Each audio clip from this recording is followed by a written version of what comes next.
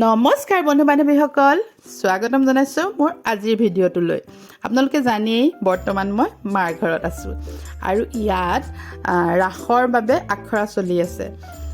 তাকে ভাবিছোঁ এইবাৰ ময়ো নাচোঁ নেকি ৰাস।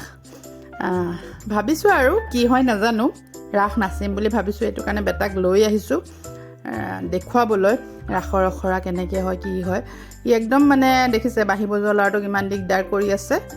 এইবাৰ বাঁহী বজোৱা ল'ৰাটোৱে দিগদাৰ কৰি থকাৰ কাৰণে তাক দি দিলে বাঁহী। সিও যেন একদম বাঁহী বজাইছে তেনেকুৱা ধৰণে কৰি আছে। দেখিছে বাঁহীটো মুখত লৈ ইফালে দৌৰিছে সিফালে দৌৰিছে।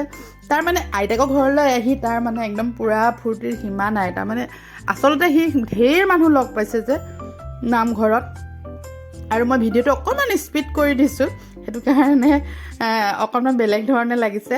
ই লাহে লাহে খেলি আছে বাৰু। এতিয়া সি সৰু টুল এখন আনি লৈছে, এয়া বহি লৈছে। বহিও বেছি সময় নাথাকে আকৌ দেই।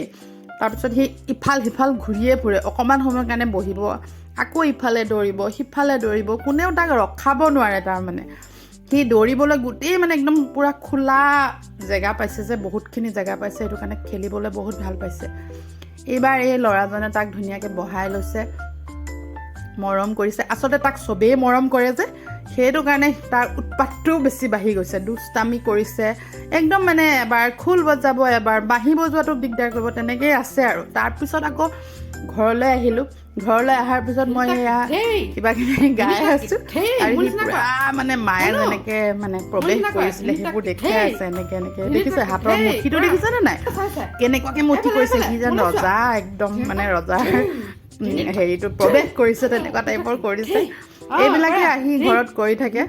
তাকে আপোনালোকক দেখুৱালোঁ। আশা কৰোঁ মোৰ আজিৰ ভিডিঅ'টো আপোনালোকে ভাল পালে। যদি ভাল পালে এটা লাইক আৰু এটা কমেণ্ট কৰি দিব। ধন্যবাদ।